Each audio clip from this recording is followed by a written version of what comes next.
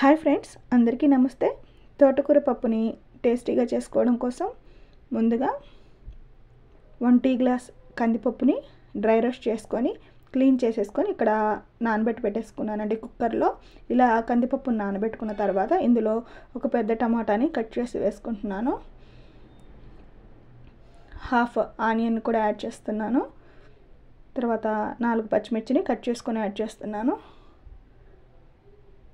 ఇప్పుడు ఇందులో 2 వెల్లుల్లి రెబ్బలను కూడా వేసేసుకున్నాము. కొంచెం ఆయిల్ వేసేసుకొని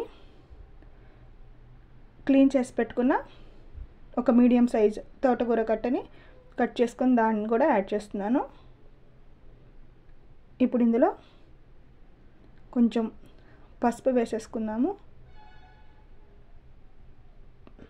తర్వాత సరిపడినన్ని వాటర్ని పోసుకున్నామండి. ఆల్రెడీ నేను ఇంతకుముందు నానబెట్టినప్పుడు కొంచెం వాటర్ని యాడ్ చేస్తున్నాను. ఇప్పుడు ఇంకొంచెం సరిపడా వాటర్ని వేసేసుకొని మూత పెట్టి 4 విజిల్స్ రానిచ్చాను.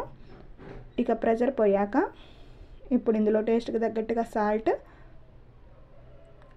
1/2 స్పూన్ కారం.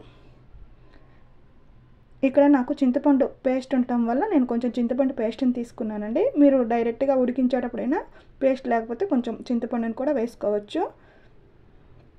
ఇప్పుడు వీటన్నిటిని బాగా మెదుపుకోవాలి.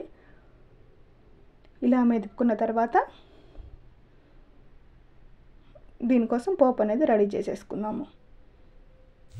స్టవ్ మీద చిన్న కడాయి పెట్టుకొని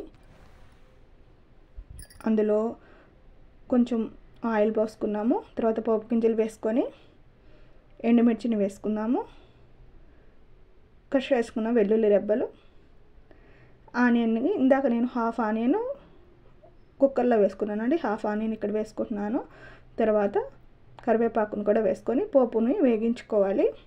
ఇప్పుడు మనం ముందుగా మెదిపి పెట్టుకున్న పప్పును కూడా యాడ్ చేసుకోవాలి. మీకు కన్సిస్టెన్సీ కొంచెం లూజ్గా కావాలంటే ఇంకొంచెం వాటర్ యాడ్ చేసుకోవచ్చండి. అంతే అండి, ఎంతో టేస్టీ అయిన తోటకూర పప్పు అనేది రెడీ అయిపోయింది. వేడి వేడి అన్నంలోకి నెయ్యి వేసుకొని తింటే చాలా రుచిగా ఉంటుందండి.